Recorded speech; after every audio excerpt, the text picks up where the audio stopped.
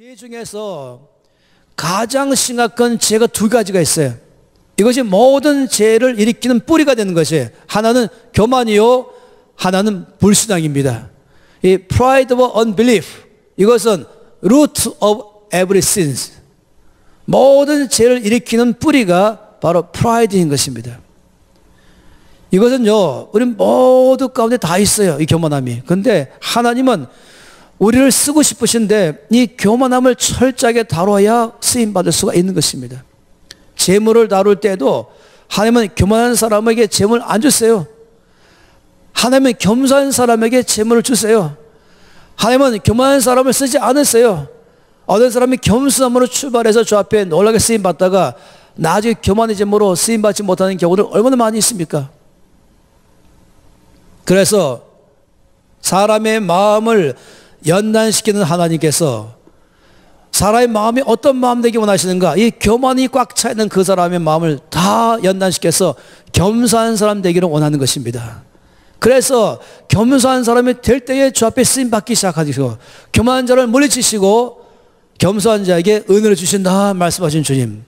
그래서 우리를 겸손한 사람 되게 하기 위해서 우리를 어떤 식으로 연단시키시는가? 칭찬으로 우리를 연단시키신다. 이 칭찬이 굉장히 중요한 문제인 것이 오늘 여기서 천천히요, 만만히요, 이것은 다 칭찬인 것입니다. 그런데 덜 칭찬받게 할 때가 있고 더 칭찬받게 할 때가 있는 것입니다. 놀랍게도 매일마다 우리는요, 의자가 두 개가 있어요. 아침에는 천천히요라는 의자에 앉으시고 오후에는 만만히요라는 의자에 앉으시고 또 밤에는 또 천천히 앉으시고 번갈아 가서 앉으시면서 더 칭찬받게 하다가 덜 칭찬받게 하다가 할 때마다 하나님은 우리 마음을 연단시키는 것을 알아야 돼요. 그때마다 지금 내 마음을 연단시키는구나. 올바르게 거기서 반응이 뭔지 아십니까? 겸손인 것입니다. 칭찬받을 때 겸손으로 반응하면 반응할수록 하나님은 더 우리를 놀랍게 들어서 사용하게 될 줄 믿습니다. 여기 이 사울은 이 덜 칭찬받을 때에 그 마음의 교만함이 그대로 드러나면서 반응하기 시작했죠.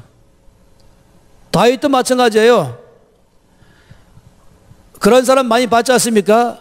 굉장히 순수한 사람, 모든 면에 겸손한 사람, 그 모든 면에서 아주 정말로 전체 앞에 사람이 순수한 사람이었는데 갑자기 스타가 되기 시작하더니 어느 순간에 유명한 사람 되더니 흔히 뭐라고 말합니까? 허파에 바람이 들어갔다. 또 뭐라고 말합니까? 목에 기부스했다. 이러면서 갑자기 사람이 달라졌네. 이럴 수 있잖아요. 이 지금 예를 들어 말해보세요. 이제 다윗, 지금의 세월로 말하면 이 다윗이 딱 예루살렘에 등장하는 순간에 모든 방송국에서 전부 다 인터뷰에 나서는 것이에요. 그러니까 사람들이 한 번에 하세요. 그러니까 다윗은 딱 의자에 앉아있고 앞에 방송국에서 나오는 모든 방송국이 한국어 말하면 KBS, 1, 2, MBC, SBS, 그 다음에 여러 가지 연합방송부터 해서 신문사, 방송국 다 포함해서 몽땅 전부 여기 꽉 기자들이 들어차거든. 뭐 프레시 터뜨리면서 다윗을 이제 인터뷰하는 것이에요. 그 다음부터 이제 다윗은 모든 광고에 1억 주겠습니다, 5억 주겠습니다 하면서 광고에 한 번만 나와달라고 이러면서 한순간에 스타가 돼버린 것이 다윗이. 그렇지 않겠습니까? 스타가 되어버렸죠. 이제 다윗을 모르는 사람이 없는 거예요. 매일마다 신문에, TV에, 라디오에, 모든 잡지마다 이 다윗의 이 얼굴과 말로 도배해버린 것입니다. 그리고 이제 사울은 다윗을 높은 자리에 올려놨죠. 어느 날 다윗과 함께 양쳤던 양치기 소년, 다윗의 친구였어요. 이 시골에 양치던 다윗 친구가 이 다윗을 만나려고 올라왔죠. 올라왔더니 어디 있냐면은 이 관공서에 있는 것이에요. 이 관공서에 가려고 갔다가 어디서부터 걸렸는가? 경비실에 걸린 거예요. 너 누구냐? 저 다윗 만나러 왔는데요. 이 경비원이 말하길, 뭐 다윗? 함부로 다윗이래. 다윗님이지. 막 야단 맞으면서 왜 왔냐? 제 친구예요. 뭐 친구? 그렇지만 이제 이 소년이 살살 빌면서 우리가 옛날에 양칠 때 친구로 아주 가까이 지냈는데 저에게 말하기를 내가 이제 한번 언제 놀러 와라. 그래서 지금 부탁받고 놀러 온 것입니다. 그래서 꼭 만나게 해주세요. 그래서 겨우 이제 이제 정문을 통과했어요. 본관 들어가니까 본관에 인포메이션 데스크가 있는 것이에요. 이제 아까 이제 알았잖아요. 그래서 이제 이번에는 다인 만나러 왔단 말 안 하고 다인님 만나러 왔습니다. 그러니까 이제 인포메이션 데스크에서 바로 연락했어요. 폰으로. 그랬더니 어디가 나온지 아시죠? 다윗이 아니고 비서실. 그러니까 비서실장. 인포메이션 데스크, 안내 데스크에서 저기 좀 여기에 웬 소년이 다윗 총리님을 만나러 왔는데요. 그러니까 이 비서실장이 바로 다윗에 가서 다윗님 이러이러한 한 소년이 지금 만나려고 와 있다고 합니다. 그랬더니 답변이 뭐냐? 나 그런 사람 모른다. 바쁘다. 나는 지금 만날 시간 없어. 어디서 뭐이 기부스를 딱 한 것이에요. 뻣뻣해갖고 자기 이제 유명한 사람 됐잖아요. 옛날에 그 시골에서 같이 양치는 목동이었지만 지금 자기는 이 나라의 최고잖아요. 야, 거만해져갖고 교만해져갖고 없다 그래라. 아니면 나 모른다. 그래서 얼굴도 못 보고 다시금 돌아갈 수 있는 가능성 많이 있는 것이에요. 충분히 그럴 가능성이 있습니다. 만만요라고 말이 단어는 이 칭찬은 다윗의 마음을 연단시키는 것입니다. 천천히요라는 것은 사울의 마음을 연단시키는 것이에요. 만일에 이 칭찬이 바뀌었다 생각해보세요. 사울이 죽이지 않은 만만히요, 다윗이 죽이지 않은 천천히요 그러면은 아마도 사울의 마음을 연단시키지 못했을 거예요. 진짜 맞지만 다윗도 괜찮았을 거예요. 그렇지만 바꿔버린 거예요, 단어를. 사울에게는 천천히요, 다윗에게는 만만히요. 그러니까 둘 다 다루는 것입니다. 다윗의 마음을 다루는 것입니다. 교만한 사람 될 수 있는 가능성을 다루는 것이에요. 그리고 사울은 이미 교만한 사람 돼 있었어요. 그러니까 이 단어가 그를 다루는 것이에요. 둘 다 다루는 것이죠. 하나님께서 정말로 가장 많이 우리들의 삶 가운데서 철저하게 다루신 것은 두 가지. 겸손과 교만과 신앙과 불신앙. Belief, unbelief, pride and humility. 이것은 우리들의 신앙생활의 기본인 것입니다. 이것이 얼마큼 나한테 있느냐에 따라서 쓰임받는 것입니다. 이 믿음이 얼마큼 있는가, 또 얼마큼 겸손한가에 따라서 저 앞에 쓰임받는 바로메타 되는 것이에요. 여기에 여러분과 제 중에서 아무도 여기에서 면제받는 사람이 없습니다. 이만하면 됐다는 사람 아무도 없습니다. 저는 평생을 이제 여러 사람들과 함께 교파를 초월하고 또 국가를 초월하는 그런 데서 지금까지 살고 있지 않습니까? 그러다 보니까 많은 사람을 만나게 돼요. 특히 노래 잘하는 사람, 내노라는 사람을 많이 만나게 되죠. 그냥 노래를 너무 잘해요. 제가 이름을 쭉 말하면 여러분 다 알만한 사람 다 있죠. 전부 가까이 지낸 사람들이에요. 그래서 제가 이제 모임에 이 사람이 무대에 나와서 노래 부르는데 이 사람은 1000명, 2000명, 3000명, 5000명 아무렇지 않아요. 야, 쭉 다 휘어져 버린 거예요.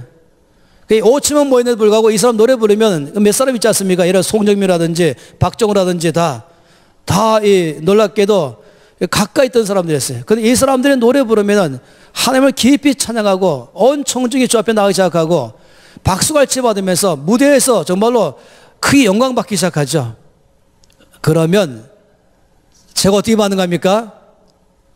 저도 일어서서 손뼉을 치면서 마음을 다하여 두 사람을 칭찬하고 있는 것이에요. 아, 노래 너무 잘합니다. 하나님 당신에게 놀라운 은혜 줬습니다. 그러면서 너무 기뻐하는 거예요. 그런데 또 다른 경우, 저 어느 날 들어보니까 이제 21살 된 한 형제가 말씀을 전하는데 놀랍게 말씀을 전해서 저한테 누가 말하기를 목사님보다 더 잘하세요 이랬어요. 이때는 제가 아까처럼 하지 못했어요. 아까 노래 잘 부르는 사람이 있을 때 제가 박수를 막 쳤어요. 힘있게. 왜 그런지 아십니까? 저하고 업종이 다른 것이에요. 저하고 컴피티션이 안 되는 것이에요. 저 컴패리즌 안 되죠. 경쟁과 비교가 아닌 것이에요. 이건 이 사람은 이 분야고 난 이 분야인 것입니다. 그러니까 제가 아무런 위협감 느끼지 않으면서 마음 놓고 칭찬하는데, 아니 21살 된 청년이 형제가 말씀을 너무 잘 전해가지고 청중들 전체에 은혜를 주시면서 일약 스타가 되었다 하는 순간에 제가 겉으로는 아 괜찮네 좋네, 그러면 속으로는 소화가 안 되는 거예요.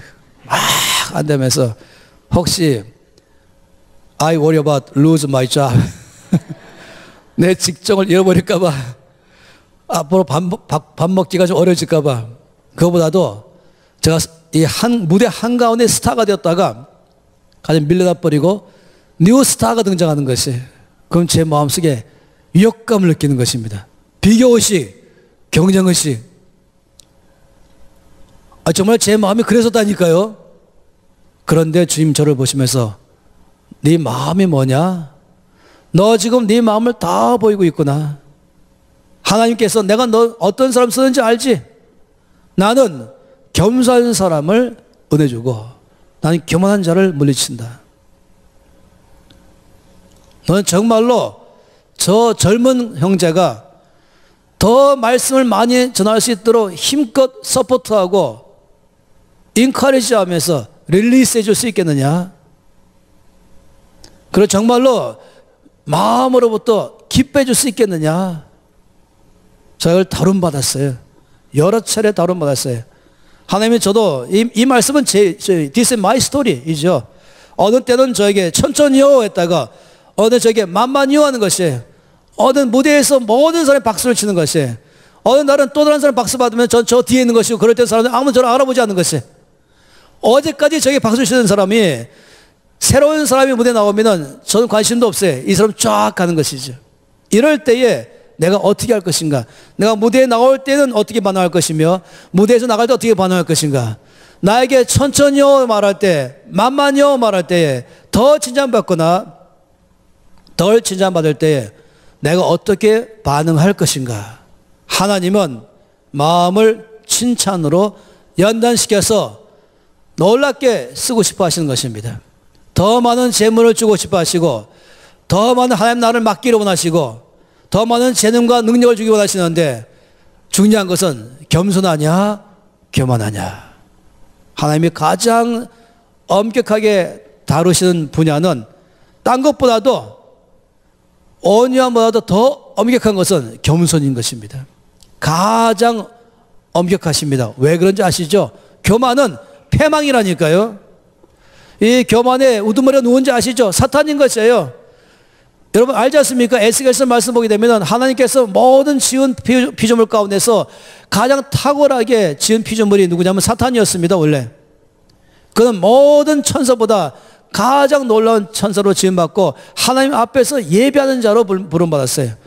예배드리는 모든 천사들, 마치 찬양팀을 이끌어가는 하나의 이 지휘자처럼 그는 이 예배 천사들 다 이끌어가는 우두머리였습니다. 항상 하나님 앞에 머물러 있게 하고 하나님 모든 능력과 재능을 다 줬습니다.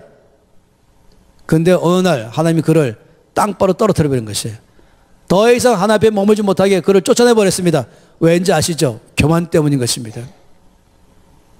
자기를 하나님과 똑같은 자리 속으로 넣으려고 했던 것입니다. 굉장히 위험한 것이죠. 노래를 잘 부르는 사람, 박수를 막 치면서 사람들이 당신 참 노래 잘하셨어요. 우리 모두 다 은혜 받았습니다.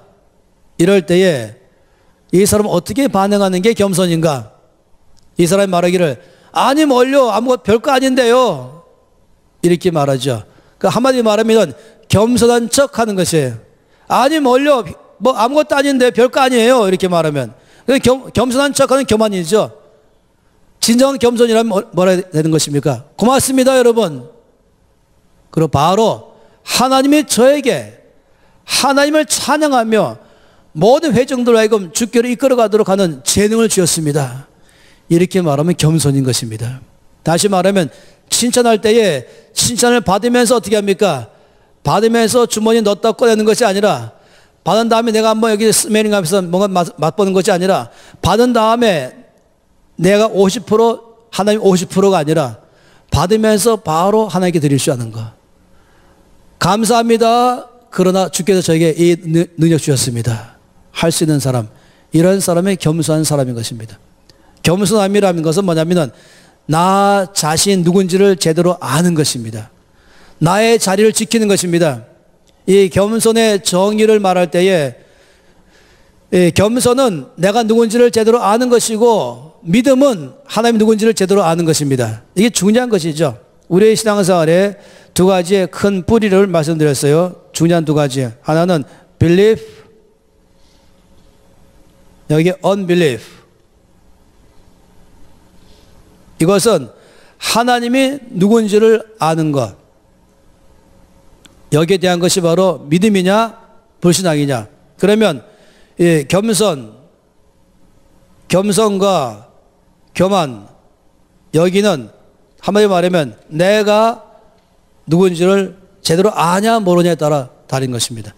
내가 누군지를 제대로 알면 겸손이요, 내가 누군지를 제대로 모르면 교만인 것입니다. 다시 말하면 내 분수를 지킬 줄 아는 것, 자기 분수를 아는 것이 겸손이요, 자기 분수를 모르는 게 교만이요, 하나님을 모르면은 그건 불신앙이요, 하나님을 알면 신앙인 것입니다. 이 중요한 두 가지가 말씀드렸죠. 우리 온 신앙생활의 뿌리다라고 말씀했어요. 정말로 이 믿음의 사람이요 또 겸손한 사람이라면 얼마나 하나님 쓰시기에 편할까 하는 것입니다. 뭐 이런 말씀 드리기 참 어렵지만 어제 오후에 나이아가라 폭포 보고 왔어요. 사실상 제 생애에 이런 스케줄이 없는데 이 김민 간사님이 여기 평생 처음 오셨거든요. 그래서 이분을 어떻게든지 그 나이아가라 폭포를 보여드려 가야 제가 후환이 없을 것 같아서 이제 그 남편한테 제가 두고두고 시달릴 거 뻔하고, 근데 목요일 아침에는 가야 되겠고 그래서 무리를 해서 갔다 왔어요. 그래서 또 어제 날씨가 너무 좋고 무지개 쌍무지개 뜨고 하면서 그 안에서 배를 타고 들어가면서 봤잖아요. 근데 김민 간사님이 이렇게 말해요. 참 감사합니다. 나 같은 초년에게 이런 은혜를 주시니 감사합니다. 제가 앞에 있어서 들었어요.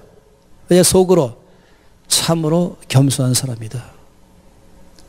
이제 이분은 세계적 월드스타가 되어 있거든요.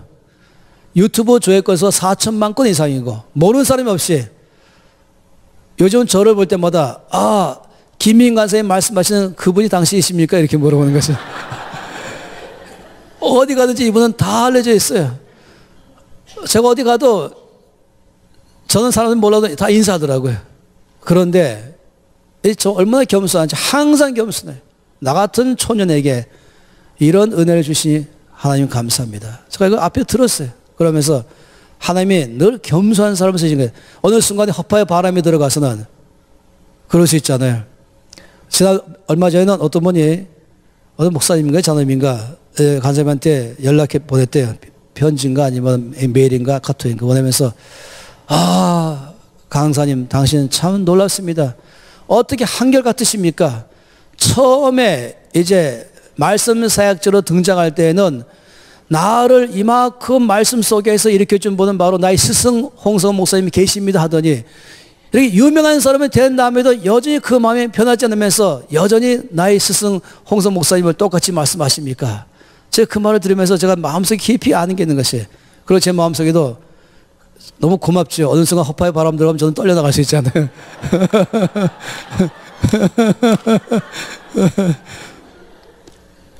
저도 마찬가지고 우리 모두 마찬가지인 것입니다. 역사 안에서 제가 참 존경하는 사람이 패트릭이라는 사람이 있는데 영국 사람이에요. 이 사람을 AD 4세기에 쓰임받은 놀라운 사람이고 유럽 전체를 바꾼 사람인데 이 사람이 늘 사람들 앞에서 말하기를 똑같아요. 김민가 선생님 그 사람 말 들어본 적 없는데 불구하고 이 사람이 이렇게 말했어요. 늘 말할 때마다 나 같은 촌놈에게 영국 이 시골에도 촌놈에게 유럽 전체를 바꿀 수 있는 이 은혜를 주신 하나님 참으로 감사합니다. 이분은 아예 글로 썼어요. 역사적인 영웅인데 불구하고 말입니다.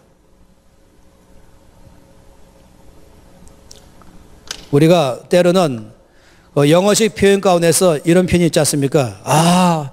하나님께 쓰임받는 굉장한 사람들이 있지 않습니까? 정말로 그럴 때 이렇게 말하죠. great man 이렇게 말해요. A great man of God 하면서 사람들을 소개 A great man of God This is great man of God 이렇게 말하잖아요. 근데 이건 참 위험한 말이죠. 어떻게 말해 정확한 말인 것입니까? 아멘. 만일에 누가 이렇게 10,000명이 모인 무대 가운데서 전 10만 명 모인 무대에서도 예배를 인도하거나 말씀 전역도 있습니다. 그런데 거기서 저를 소개하면서 great man of God 이렇게 말한다면 제가 거기서 어떻게 해야 정말 될 것인가?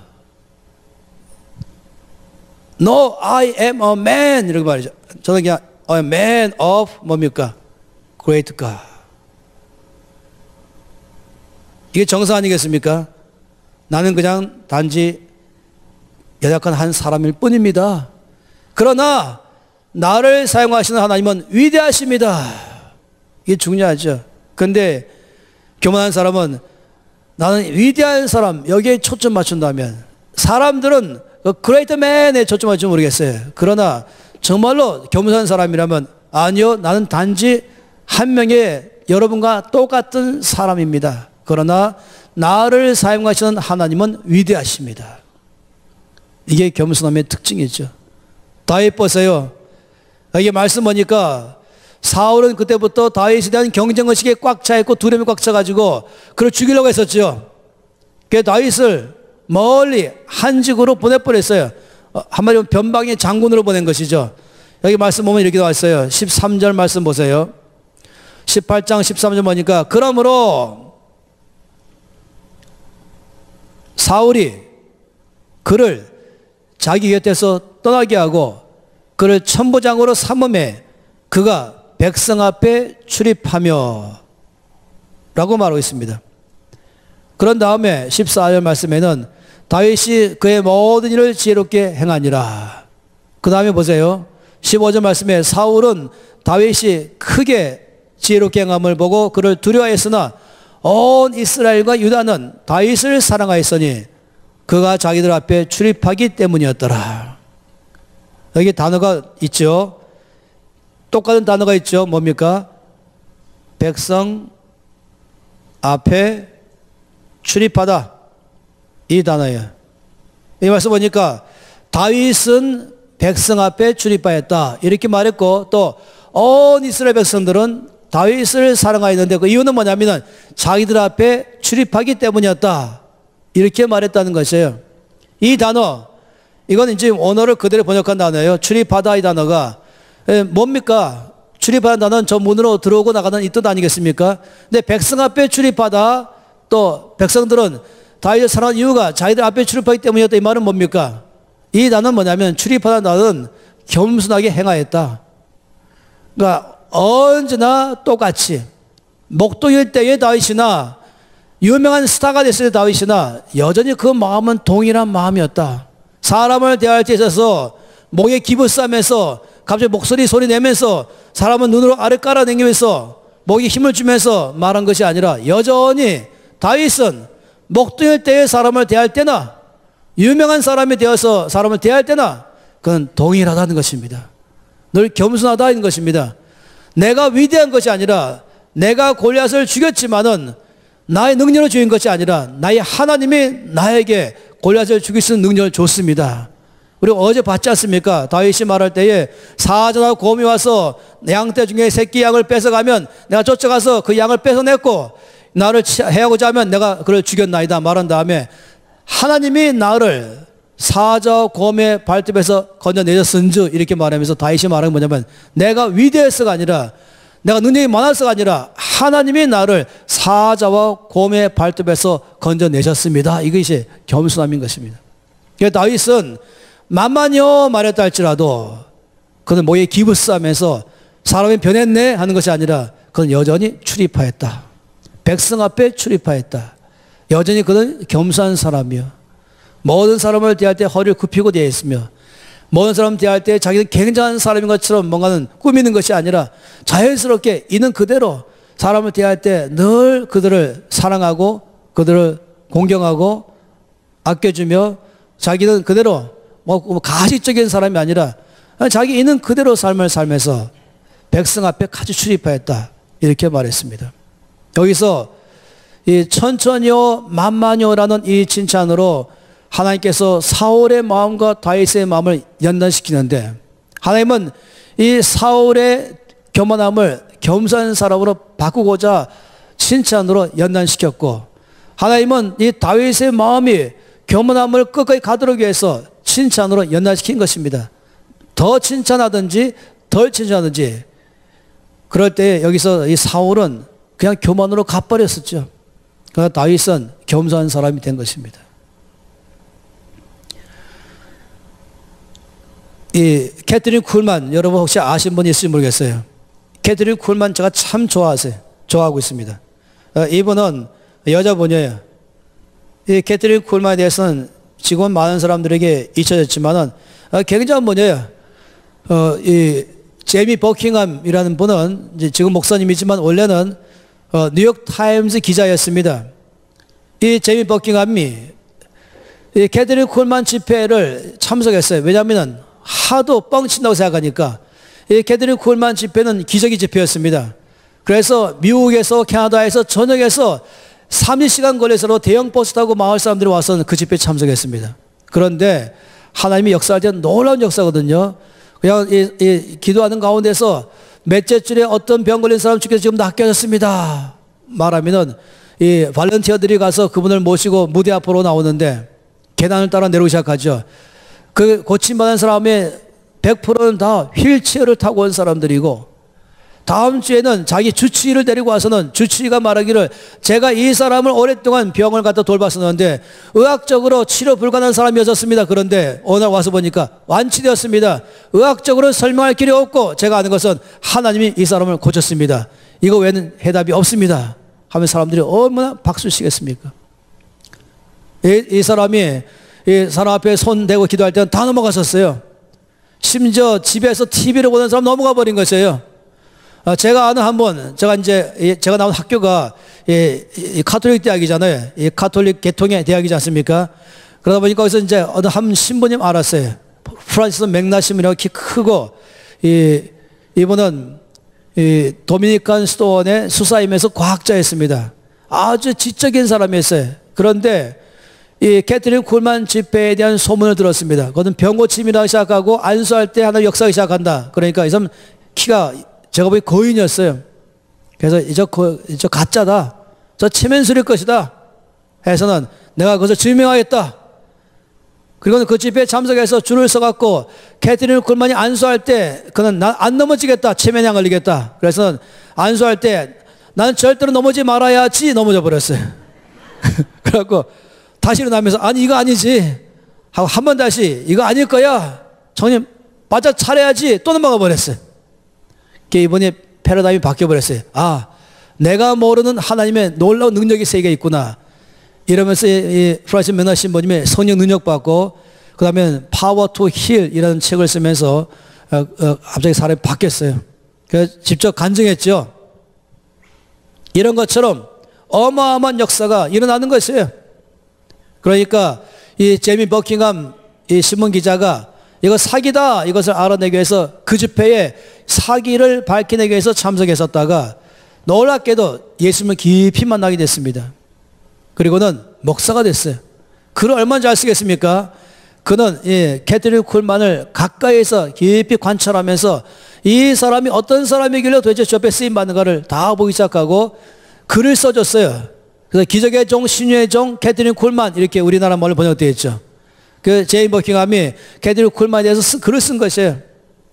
제가 거기서 인상 깊은 건 한 가지가 있는데, 어마어마한 집회가 일어나면은 그 지역 신문에서는 캐트린 쿨만을 마치 하나님처럼 높이 떠받치는 것이에요.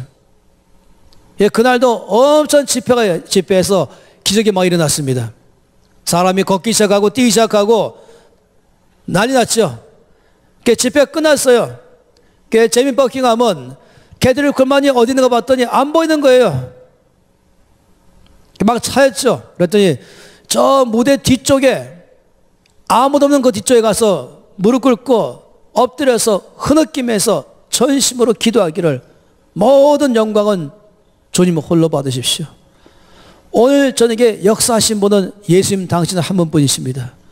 모든 영광은 주님 홀로 받으십시오. 거긴 두 가지가 있는 거예요. 하나는 캐트린 쿨만 안에서 일어나는 교만함, 그러나 또 한쪽으로는 정말로 그는 겸손함으로 살기를 바란 것입니다. 조금이라도 교만할까 봐 늘 마음속에 주 앞에 나가는 것입니다. 이 큰 대기적인 집회가 끝난 다음에 사람들이 몰려와서 악수하면서 만나보고 싶고 얘기하고 싶을 때마다 개죽굴만 다 만나면서 하면서 속으로 아주 만족해 하면서 그렇지 바로 내 능력으로 나은 사람들 보라 이렇게 말하지 않겠습니까? 끝난 다음에 오히려 스태프들에게 오늘 몇 명이 왔냐? 몇 사람이 치유받았냐? 신문에서 뭐라고 말하고 있냐? 하면서 속으로 그렇지 갈수록 더 많이 오고 있구나. 갈수록 난 유명해지고 있구나. 갈수록 나는 지금 스타가 되고 있구나 하면서 마음속에서 교만함이 싹 돌 수 있는 것입니다. 근데 그는 모든 집회 끝난 다음에 뭔가 자기가 이루는 걸 가지고 마음속에서 이 만족해하는 교만함을 누린 것이 아니라 바로 무대 뒤로 들어가서는 사람들이 그를 찾고 싶어도 안 찾고 그는 죽게 나가서 엎드려서는 모든 영광은 주님만 받으십시오. 내 능력은 하나도 없으며 저 같은 자를 쓰시는 분은 바로 위대하신 하나님이십니다. 제이 버킹엄 목사님이 이 캐트린 쿨만의 글을 썼을 때에 저에게 말해준 메시지는 이것이죠. 왜 하나님께서 이 사람을 높이 들어서 사용하시는가? 그것은 그는 겸손한 사람이기 때문이다. 그는 철저하게 하나님만 높일 줄 아는 사람이다. 다시 말하면 자기 분수를 아는 사람이다. 자기가 있어야 될 자리를 아는 사람이다. 이게 겸손이라고 말했지 않습니까? 겸손이란 자기의 분수를 아는 것, 자기가 마땅히 있어야 될 자리를 아는 것, 이게 겸손이지. 교만은 자기 분수를 모르는 것, 내 자리를 떠나가는 것, 하나님 자리로 들어가 버리는 것. 나는 피조물이요, 하나님은 창조주요, 능력은 그분께 있는 것이며 지혜가 그분께 있는 것이며 나에게 능력과 지혜 주심으로 역사하신 분은 오직 하나님 한 분이십니다. 이거를 말하는 게 겸손인 것이죠. 참으로 우리 모두 가운데 이게 얼마나 귀한 마음인지 모르겠습니다. 제가 첫날 아침에 말씀드린 것처럼 이 다니엘서 4장은 느부갓네살 왕의 간증문인 것입니다. 그는 거대한 바벨론 엠파이어를 이룬 하나의 큰 제왕이 되었죠. 왕이 된 것이에요. 그러면서 보라, 이 바벨론 제국 내 능력과 내 모든 수고를 얻은 나의 왕국을 보라. This is my kingdom. 그러면서 이것이 바로 나의 왕국이다 라고 말할 때 바로 그 순간에 하늘에서 음성이 들리기를 누가 너한테 이와 같은 권세와 능력을 준 줄 너는 모르느냐? 네가 오늘 밤에 왕의 자리에서 쫓겨나게 될 것이며 7년간 너는 짐승처럼 살면서 하늘의 이슬과 땅의 풀을 먹으면서 살고 너는 lost your mind, 미친 자가 돼서 짐승이 될 것이며 너의 손톱은 독수리의 손톱처럼 길게 자라날 것이며 7년 후에 네가 다시금 하늘을 바라볼 때에 모든 권세와 능력은 네 것이 아니라 그 하늘의 하나님의 주심으로 된 것을 알 때에 넌 다시금 정신이 제대로 돌아올 것이며 복권될 것이다. 그 말씀이 떨어지자마자 바로 반란이 일어나면서 그는 왕의 자리에서 쫓겨났습니다. 그리고 그 말씀하신 대로 그는 7년간 짐승처럼 살았죠. 갑자기 사람이 정신이 잃어버렸어요. 미쳐버렸어요. 들판에서 살면서 풀을 뜯어먹으면서 이슬을 먹으면서 살다가 손톱이 길게 독수 손톱처럼 머리카락 짐승처럼 길게 하다가 7년 후에 하늘을 딱 바라본 순간에 자기 정신이 돌아왔습니다. 하늘에 하나님이 계시고 그가 나에게 권세와 능력을 주심으로 그래서 내가 이 거대한 제국을 이룬 것이다 라고 아는 순간에 정신이 돌아오고 총명이 돌아오고 지혜가 돌아오고 능력을 다시 받아서 다시금 왕의 자리에 들어왔다. 그러므로 온 바벨론 127도의 조소를 보내면서 그러므로 오직 하나님만 너희들은 경배하라. 이것이 바로 다니엘서 4장인 것입니다. 다니엘서 전체는요, 이 12장까지 전체는 바로 그 내용으로 꽉 차 있어요. 하나님께 쓰임받는 사람은 겸손한 사람이요, 하나님께서 겸손한 사람에게 재능 주시고 능력 주시고 권세를 주시고 재물 주시고, 그래서 왜 하나님이 나에게 재물 주셨는가, 왜 하나님 나에게 지혜 주셨는가, 왜 하나님 나에게 재능 주셨는가 알아서 겸손하게 내 것인 것처럼 하지 않고 이걸 쓰면서 하나님을 영화롭게 하는 삶을 살아간다면 주님은 더 그런 사람을 귀하게 쓰신다라고 말씀을 하는 것입니다. 여러분 질문하고 싶어요. 교회에 주일날 끝난 다음에 오늘 성도가 몇 명이 왔나 안 왔나 숫자를 계산하는 것은 성경적인가 아니면 비성경적인가 하는 것이에요. 성도의 수를 쉬는 것은 성경적일까 비성경적일까? 다시 말하면 교만일까 겸손일까 하는 것이에요. 답변은 둘 다일 수 있고 둘 다 아닐 수 있다는 것입니다. 다윗은 어느 날 그의 군대 장관 요압을 시켜서 온 이스라엘의 군대가 몇 명인지 숫자를 계산하라 라고 했습니다. 요압이 말하기를 왕이여 그리하지 마십시오. 이 모든 군대를 하나님 당신에게 바닷가의 모래처럼 많은 군대를 당신에게 주신 것이 아닙니까? 그렇지만 다윗이 명령했어요. 뭔 소리냐? 빨리 가서 숫자를 다 계산하라. 하나님이 그것 때문에 다윗을 심판했습니다. 왜 그런지 아시죠? 다윗이 왜 숫자를 계산한지 아시죠? This is my kingdom. 내 능력이 얼마큼 되는가? 이거를 보여주고 싶은 것입니다. 교만이 나온 것이에요. 그래서 하나님은 다윗을 크게 책망하시고 심판했죠. 반면에 또 다른 면에서 숫자를 쉬는 것이 겸손인 것입니다. 성경적인 어느 때 누가복음 말씀 보니까 잃어버린 한 마리 양 때문에 99마리 양을 또 쉬는 것입니다. 분명히 100마리인데 씌어보니까 99마리인 것이에요. 잘못 씌었나? 또 쉬는 것이에요. 그래서 잃어버린 한 마리가 한 마리 없구나 여기에. 그럼 어떻게 합니까? 목자는 그 잃어버린 한 마리를 찾아 나서는 것이죠. 이때의 숫자를 계산하는 것입니다. 그래서 오늘 교회에 몇 명이 출석했는가를 말에 조사한다면은 나의 교회가 큰 교회다 넘버를 가지고 교회의 숫자를 가지고 나의 교회가 200명이면은 이 100명 모인 교회보다도 난 능력이 더 많다 이건 하는 게 아니죠. 100명 성도에 있는 목사님과 200명 성도의 목사님 중에 누가 능력이 더 많은 것입니까? 말도 안 되는 얘기죠. 2,000명 되는 성도의 목사님, 2만 명 되는 성도의 목사님. 난 놀랍게도요, 교회의 성도가 늘어나면 목사님의 교만도 늘어나기 시작하는 것이 위험한 것이에요. 나의 능력으로 성도가 많아지는 게 아니거든요.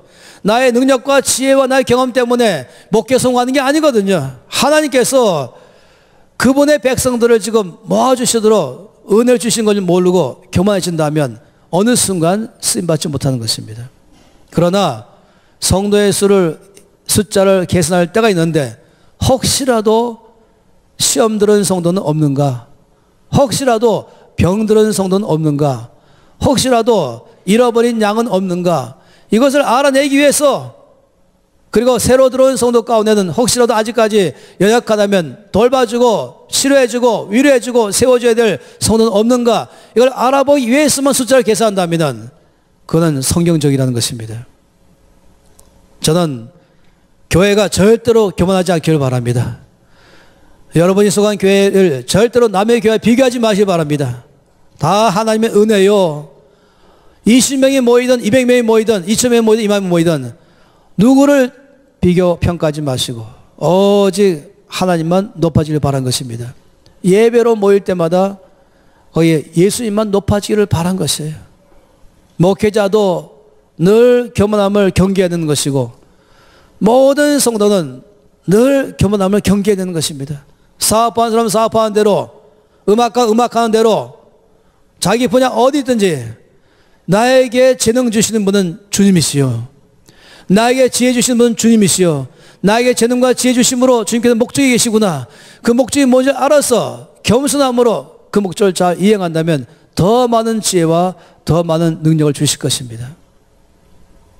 교만해갖고 내 능력으로 내 지혜로 내 노력으로 내가 돈을 모았다 내가 이만큼 여기 올라왔다 하면서 거만해져 가지고 사람 우습게 하기 시작한다면 하나님은 느부갓네살 왕에게 하신 것처럼 누가 너에게 이 권세와 능력 준 줄을 너는 모르냐 하신 것처럼 말입니다.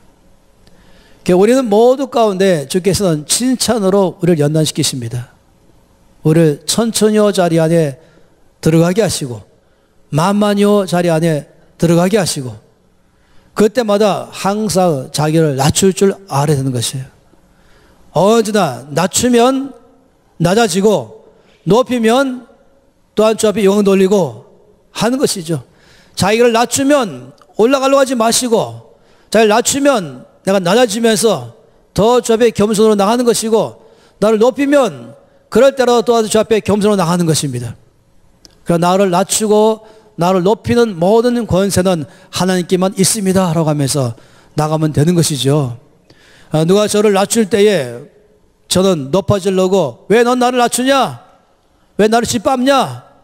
그렇게 할 것이 아니라 그럴 때일수록 더 나를 돌아보고 더 내 마음을 깨트리고 혹시 더 많이 내가 주 앞에서 나를 돌아볼 기회로 삼고 그렇게 한다면 주께서 그 사람을 다시 높이실 것입니다. 성경에 뭐라고 말씀했습니까? 주 앞에서 낮추라. 주 앞에서 겸손하라. 때가 되면 너를 높이리라. 그런데 낮출 때에 낮아지지 아니하고 높아지려고 한다면 어려워질 것입니다. 높아졌을 때에 하나님께 영광 돌리지 아니하고 내 능력과 내 지혜로 된 것처럼 사람들 앞에서 겸손하게 행하면 주께서 그를 또한 버리실 것입니다. 우리들의 삶 가운데 가장 중요한 것은 바로 이 문제인 것이죠. 이 겸손과 교만은 참 우리의 삶 가운데 제일 중요한 요소인 것입니다. 예수님께서는 나는 마음이 오냐고 겸손하니 내 멍에를 메고 내게 배우라고 말씀했습니다. 우리 신앙생활 가운데서 이것은 아주 중요한 문제에 속하는 것입니다. 날마다 우리가 주 앞에서 다룸 받아야 되는 것이에요. 재물 가운데서 말씀드렸잖아요. 겸손과 교만하면 나중에 김민관 선생님 또 말씀 더 하실 거예요. 신명기 말씀 안에서도 누가 너에게 재물 얻을 능력 준 줄 아느냐라고 질문하는 것이에요. 교만해가지고 내 능력과 너의 노력으로 내가 재물을 얻었다. 그런 사람 특징은 이건 내 것이다. 내 마음대로 쓰는 것이 뭐가 문제냐 할지 모르겠어요.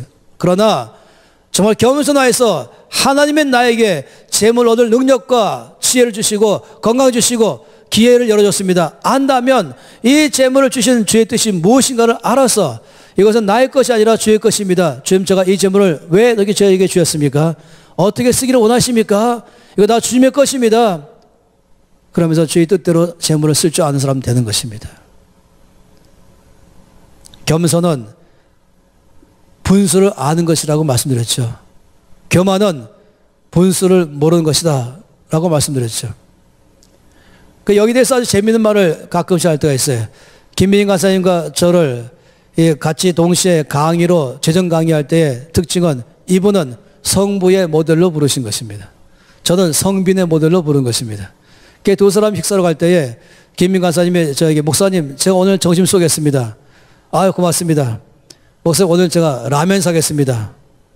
떡볶이 사겠습니다. 이렇게 한다면 이거는 인색함인 것이에요. 인색하죠.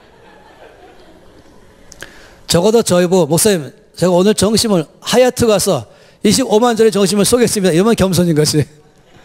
근데 제가 반대로 간사님 제가 오늘 점심 쏘겠습니다. 하얏트 가서 25만원짜리 뷔페 쏘겠습니다. 이러면 제가 교만인 것입니다. 제 분수를 모르는 거예요.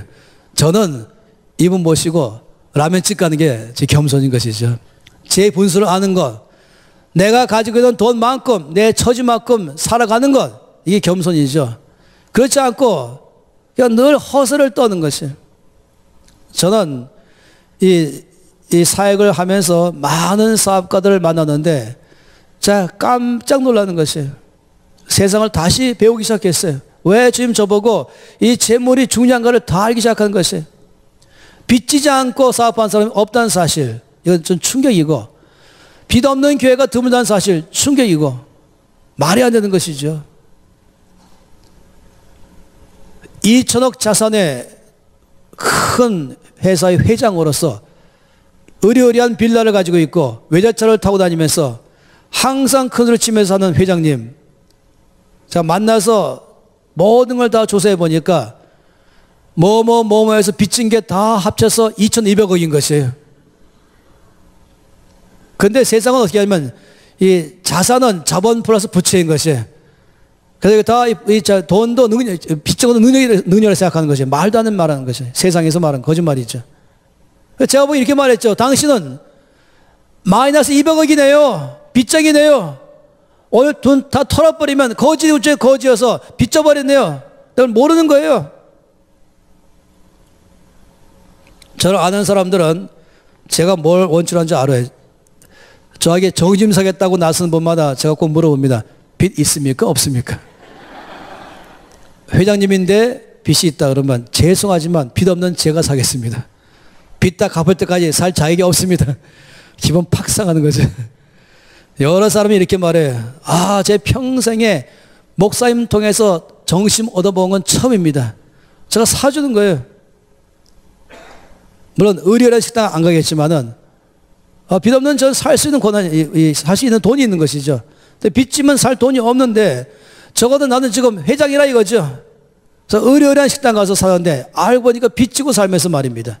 이걸 교만이라고 말한 것입니다. 저희 상담하러 왔어요. 제가 더 조사하니까 당연히 빚이군요. 오늘부터 이 차 파십시오. 이 수억짜리 차 팔고 적은 차로 뭐 소나타라도 사십시오. 뭐 제가 프라이드 사람 말은 못하겠고, 그 다음에는 그 빌라 파십시오. 그리고 아파트로 이사 가세요. 몸을 다 줄이기 바랍니다. 그렇게 거만하게 살지 마시기 바랍니다. 하는 것이. 물론 모든 빚 다 갖고 90% 다 저 앞에 드리면서도 10% 아니 99% 드리면 1% 가지고도 만일에 그 사람이 좋은 차를 쓸 수 있다면 그건 겸손이죠. 이해되시겠습니까? 자기 지금 99%를 저 앞에 드리면서도 1% 갖고 살면서도 벤츠를 탄다면 그건 겸손이죠. 근데 빚 주고 살면서 벤츠 탄다면 교만이죠. 하나님이 다 보시는 것입니다. 하나님께서 어떤 사람을 은혜를 주시는가? 겸손한 자에게 은혜 주시고 교만한 자를 물리치신다. 우리 모든 사람 가운데 지금 날마다 우리를 칭찬을 통해서 우리를 연단시키시는 것입니다. 그래서 우리가 배워나가면서 하나님께 쓰임받는 사람 되기를 원합니다. 할렐루야. 야고보서 4장 말씀에 있는 걸 다시 한번 보고 싶어요. 야고보서 4장 말씀입니다. 제가 말씀드린 모든 것을 여러분의 말씀 가운데 다시 한번 컨펌하고 싶어서 그렇습니다.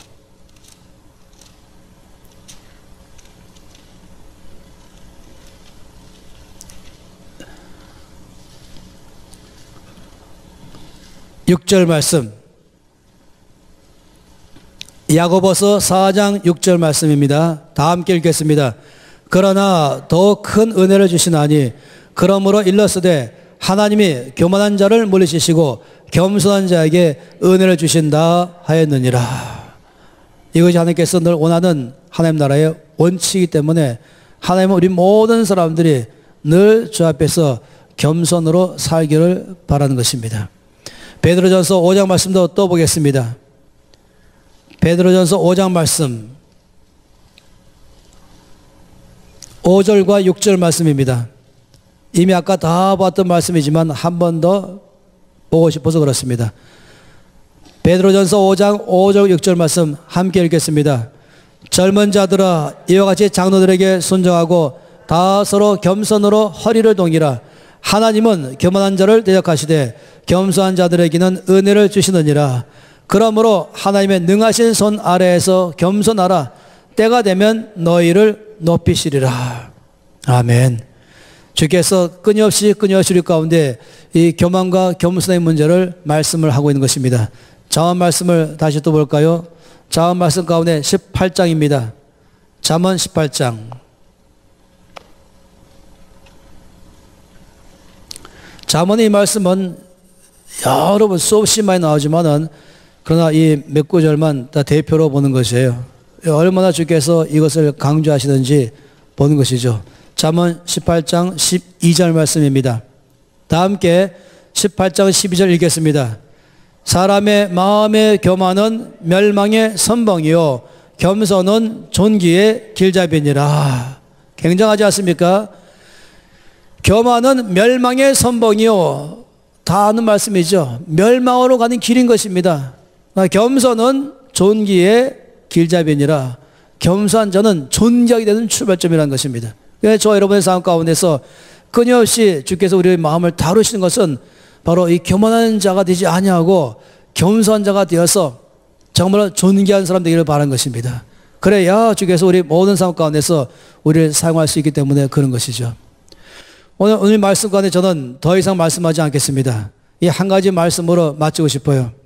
이 3일간의 말씀 가운데서 하나님이 왜 다윗을 사용하시는가를 보면서 하나님께서 어떤 사람을 쓰시는가를 샘플로 보았습니다. 온유한 사람을 사용하시고 첫날은 어제는 충성된 사람을 보았고 오늘은 겸손한 사람을 보았고 이것이 얼마나 우리의 삶에 중요한 것인지를 함께 보았습니다. 두 손 높이 들겠습니다. 그리고 주 앞에 이 말씀 앞에 응답하기를 원합니다. 오늘 아침에 하나님이 나에게 말씀하셨습니다 하는 분마다 손 높이 들고 주 앞에 입을 열어서 고백하기를 아버지 저는 교만함을 미워하고 겸손을 사랑합니다. 아버지 저는 겸손한 사람이 되기로 결정합니다. 성령 하나님 제 마음을 연단시키셔서 겸손한 사람으로 되게 하셔서 하나님께 쓰임받게 해주시옵소서. 나에게 속한 모든 삶의 현역 가운데서 존귀한 자가 되어서 참으로 주 앞에 쓰임받는 자의 삶을 평생 살기를 원합니다. 나의 삶을 겸손한 사람으로 이끌어주시고 나의 가정과 나의 사업과 나의 교회가 대한민국이 겸손한 사람으로